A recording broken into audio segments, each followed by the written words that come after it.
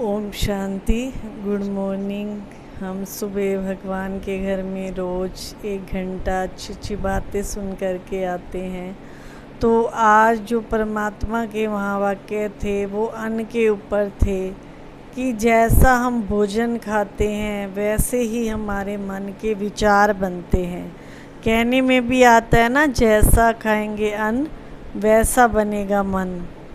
तो हम जो भी मेरी वीडियो देखते हैं तो मैं रिक्वेस्ट करूँगी उन बहनों से या जो मेरे भाई भी आते हैं तो वो क्या करें। जो भाई तो भोजन बनाते नहीं हैं, वो सिर्फ खाते हैं।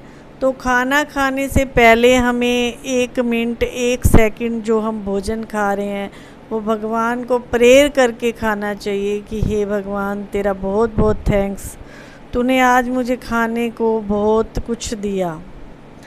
और जो बहनें हमारी भोजन बनाती हैं वो भोजन बनाते टाइम किड़किड़ करके भी कई भोजन बनाते हैं। बहुत गर्मी है, ये है वो है, परेशानी कर लेते हैं। इस टाइप का सोच सोच के जो भोजन बनाते हैं तो खाने वाले के मन पे भी वैसा ही असर होता है।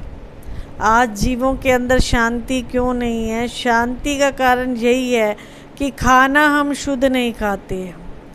अन्न की बहुत बड़ी वो है, जैसा खाएंगे अन्न वैसा बनेगा मन। तो खाना बना करके मंदिर में पहले भोग लगाएं, भोग लगाने के बाद सबको स्वीकार करें, सबको दें। तो उससे भी बहुत फ़र्क पड़ता है। उससे फ़र्क क्या पड़ता है कि मैंने अपनी लाइफ में देखा है कि आपके घर में बरकत बनी रहेगी। कोई चीज़ की भी आपके घर में कमी नहीं आएगी अगर आप भगवान को भोग लगा के खाते हो। तो कहने को कई कह देते हैं क्या भगवान खाते हैं? भगवान तो अभोक्ता हैं, वो कैसे खाते हैं भला? वो भगवान जो है अपनी जो शक्ति की किरणें हैं वो उस भोजन में डाल देते हैं और वही शक्ति फिर हमको मिलती है। जैसे आपने देखा होगा, सूर्य के पास हम रख देते हैं कोई चीज़, पानी है या कई चीज़ें हम सूरज के आगे बनाती हूँ मैं भी। तो पानी भी सर्दियों में रखते हैं, अभी पानी गर्म हो जाएगा। क्या सूरज पानी पीता है? बस वो अपनी उसमें किरणें छोड़ देता है जिससे पानी गर्म हो जाता है। तो ऐसे भगवान को भोग लगाने का मतलब है भगवान को हमने भोग स्वीकार करवाया तो वो अपनी शक्ति की किरणें उस भोजन में डाल देते हैं। बहुत अनुभव है भोजन के ऊपर। अगर मैं एक दिन भी कहीं ऐसा वैसा खाना खा लेते हैं तो हमारे मन की स्थिति इतनी वो हो जाती है जैसे, और अपने हाथ का बनाया हुआ शुद्ध भोजन खाते हैं तो इतना मन शांत और ऐसे सुखी फील करता है। आप देख लो, रात को बाहर का खाना खा के आ गए, आपको पता है कि मुझे ये चीज़ सेट नहीं बैठती है, फिर भी आपने खा लिया तो आपका क्या हो जाएगा? पेट खराब हो जाएगा। फिर बाद में हम ये कहते हैं खाना नहीं चाहिए था, मुझे खा तो लिया सबके कहने से, पर मुझे खाना नहीं चाहिए था। और दुखी कौन हुआ? फिर हम ही हुए ना। तो इतना हमारा कर्म इंद्रियों पर कंट्रोल हो, हमारी जीभ पे, हमारे कानों पे, हमारी आँखों पे, हमारे हाथ पे, पाँव पे, कि जो मैं करना चाहूँ मैं वो करूँ।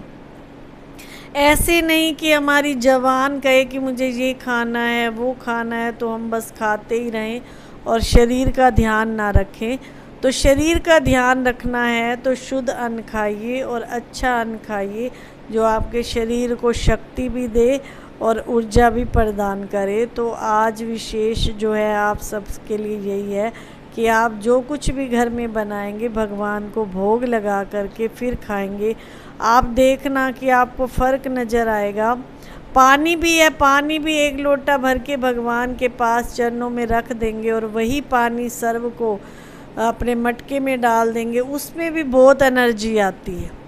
अगर आप बीमार हैं, मैंने अपने आप पे भी मैं करती हूँ ये बातें, अगर आप बीमार हैं पानी का लोटा मंदिर में रख करके आप 21 बार कहिए कि हे भगवान, आप अपनी शक्ति की किरणें इस पे डालो और जो भी मेरा दुख दर्द है सब हर लो। तो भगवान आपका दुख जो है बहुत ही कम कर देते हैं, बहुत हल्का क्या ख़त्म कर देते हैं। अब शरीर के हिसाब किताब में वो भुगतान तो करने पड़ते हैं, लेकिन परमात्मा का सहारा ले करके अगर हम कुछ भी करते हैं तो हमारे वो भगवान जो है हमेशा साथी बने रहते हैं। एक बार एक बाप और बेटा दोनों जहाज़ पर जैसे जा रहे थे, पानी वाला जहाज़ होता है ना, तो उस पे जा रहे थे। तो अचानक जो है तूफ़ान आ गया। तूफ़ान आने से दोनों को लगा कि अब तो हम नहीं बचेंगे, हम दोनों को जाना पड़ेगा ऊपर। लेकिन जाने से पहले भगवान को याद कर लेते हैं, क्या पता भगवान हमारी सुन ले। तो जो पिता थे उसने तो अंदर से प्रेयर की कि हे भगवान, मेरे बेटे को जो है जो चाहिए उसको देना। वो भी आपके पास प्रेयर कर रहा है। और बेटे ने क्या प्रेयर करी कि मुझे जो है भगवान बचाने के लिए कोई सहारा दे दो। इतने में क्या हुआ कि जो है जो उसको मतलब सहारे के लिए कुछ ना कुछ आ गया। तो उसके अंतर मन ने आवाज़ दी कि अपने पिता को तो देखो वो बचे हैं कि नहीं। वो बोले पिता को क्या देखूं मैं, पिता अपने आप, अब मेरी अंतिम घड़ी है तो मैं पिता अपने आप को बचाएंगे। लेकिन भगवान ने कहा कि देखो तुम्हारे पिता ने तुम्हारे लिए ही प्रेयर करी है कि मेरे बच्चे को कुछ नहीं होना चाहिए, वो जो मांगे हे भगवान इसको वही देना, और तुम पिता के लिए क्या सोच रहे हो। तो देखो माता पिता चाहे शरीर के माता पिता हैं, वो भी हमारे लिए इतना कुछ सोचते हैं। और वो तो हमारी आत्मा का पिता है, वो हमारे लिए दिन रात हमारे लिए शक्तियाँ लेके खड़ा है, हमारे लिए दुआएं लेके खड़ा है, सुख लेके खड़े हैं। परमात्मा के लिए कहा जाता है ना कि भगवान आप शांति के सागर हो, सुख के सागर हो, आनंद के सागर हो, प्रेम के सागर हो। तो वो इतना बड़ा सागर है, तो हम बच्चों की रक्षा तो हमेशा करते ही करते हैं। छोटी छोटी बातों में अगर आप भगवान को साथ लेकर के चलते हैं तो वो हमारा पिता है, जिसको हम प्यार से बाबा भी बोलते हैं। तो परमात्मा पिता बाबा हमारी हर समय रक्षा करते हैं। ओम शांति।